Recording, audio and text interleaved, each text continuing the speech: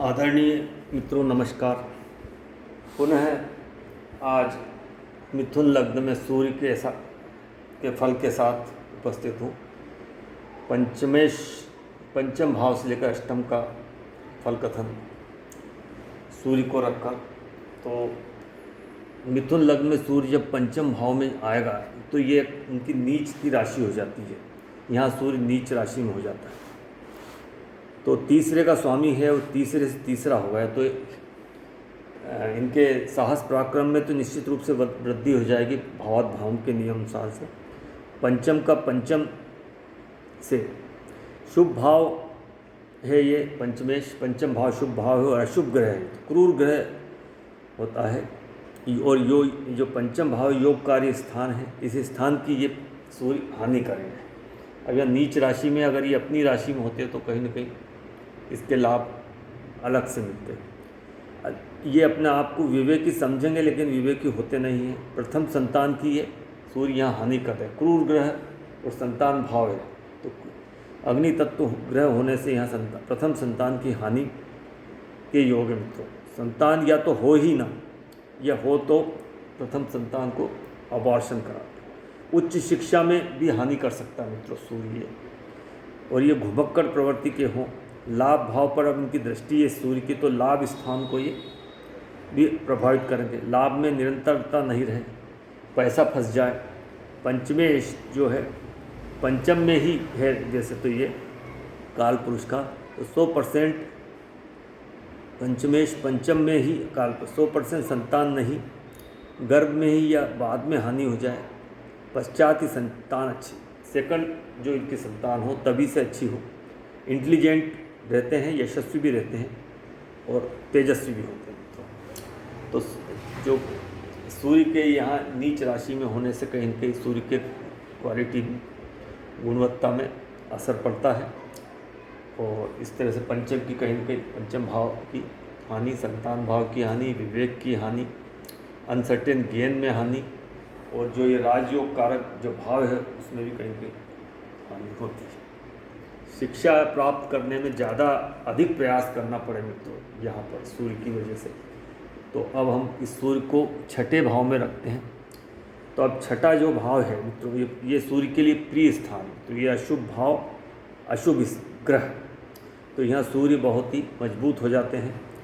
रोग ऋण शत्रु का ये शमन कर देंगे, दमन कर देंगे। दशम का नवम स्थान है मित्रों, अर्थात अपने परिश्रम से अपने कर्म क्षेत्र में ये आगे बढ़ने वाला होता है। और मित्रों सूर्य को यहाँ युद्ध विजयी बोला जाता है।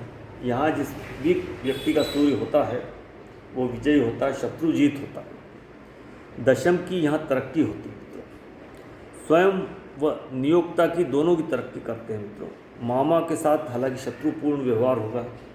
यहाँ का जो सूर्य है ये अग्नि तत्व ग्रह है, और ये मामा का भी भाव है, ननिहाल का भी। ननिहाल से अच्छा व्यवहार ना रहे, अच्छे संबंध ना रहे।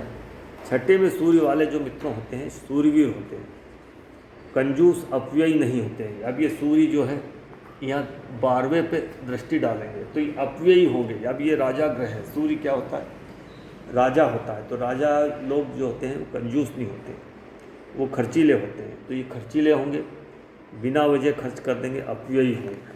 तो ये सूर्य के छठे में अच्छे परिणाम होते हैं। और तीसरे का स्वामी छठे में जब जाता है मित्रों तो ये बहुत ही साहस और बढ़ जाता है, और ये सूर्य कॉम्पिटिटिव में सफलता दिलाता है। कॉम्पिटिटर होते हैं, वो अपने शत्रुओं को परास्त करते हैं मित्रों। तो यहाँ का सुख है, ये पराक्रम का सुख अपने से चौथा चला गया। तो इस तरह से देखते हैं। तो अब इसमें यहाँ अपव्ययी होंगे, ये इसकी जो दृष्टि है।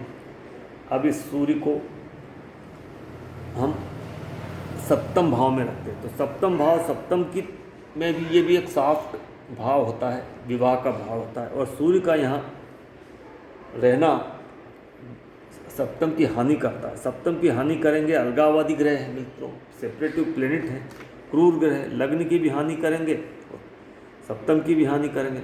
अब ये यहाँ सूर्य यहाँ दृष्टि डालेंगे तो सिर में भी पीड़ा देंगे।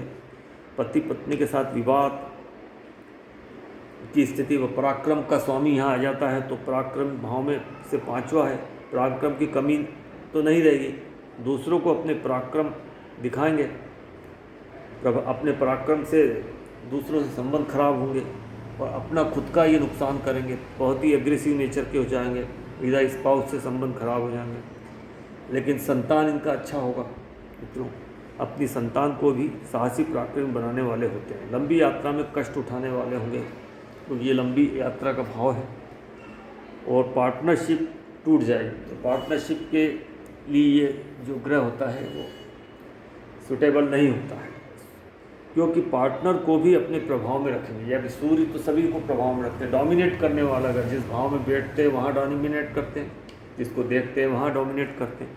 तो ये सप्तम के लिए सप्तम की हानि करते थे। यहाँ तक कि सप्तम में सूर्य हो तो तलाक की स्थिति भी पति पत्नी में हो जाता है। तो मित्रों इस तरह से ये सूर्य के यहाँ स्थिति। अब सूर्य को हम अष्टम में रखते हैं, तो अष्टम में प्रत्येक ग्रहों के कारक तत्वों की हानि हो जाती है। तो धन की हानि होगी, यहाँ पे धन भाव को यहाँ से दृष्टि डालेंगे तो वाणी खराब हो जाएगी, वाणी की हानि। कुटुंबों का विरोधी हो जाएंगे, कुटुंब को भी अपने कब्जे में अपने प्रभाव में ले रखने का प्रयास करेंगे। पोषण जरूर कर देंगे लेकिन उनको बताएंगे, अपना एहसान जताएंगे, ऑब्लिगेशन जताएंगे। वाणी कड़वी रहेगी, आयु हानि भी कर देंगे मित्रों। ये अपने पराक्रम की भी हानि है, ये पराक्रम भाव जो है वो यहाँ आ गया, ये अपने से छठे में आ गया, तो पराक्रम की भी हानि होगी। यहाँ से पराक्रम गड्ढे में चला गया, इनके पराक्रम को कोई देखेगा नहीं मित्रों। ये क्या है कि सूर्य एक लिमिनरी प्लेनेट है और इसका गड्ढे में इस तरह से जाना, रंध्र स्थान में जाना, सूर्य के कारकत्वों की हानि है। इनकी नेम एंड फेम जो है उनमें उसमें कमी आ जाएगी।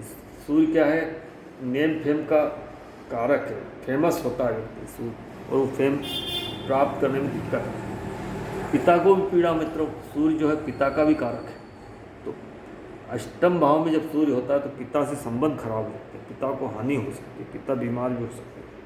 अब सरकार का भी कारक है मित्रों ये सूर्य जो है, तो सरकार से भी प्रॉब्लम होती है। भागीदार, सरकार से दंड के भागीदार हो सकते हैं। संतान का भी कारक है, तो संतान का सुख हालांकि मिल जाए, क्योंकि संतान भाव से ही चौथा है, संतान होने में लेकिन परेशानी। तो मित्रों ये अष्टम तक के, पंचम से अष्टम तक का सूर्य का फल कथन कहने का प्रयास किया गया मित्रों। वीडियो यदि अच्छा लगता है तो लाइक कीजिए, चैनल को शेयर सब्सक्राइब कीजिए। वीडियो पूरा देखा इसके लिए मैं आपको धन्यवाद देता हूँ। पुनः हम सूर्य मिथुन लग्न में सूर्य का ये अंतिम वीडियो लेकर हम अगले पार्ट में फिर हाजिर होंगे। तब तक के लिए आज्ञा दीजिए मित्रों। नमस्कार, बहुत बहुत धन्यवाद आपको।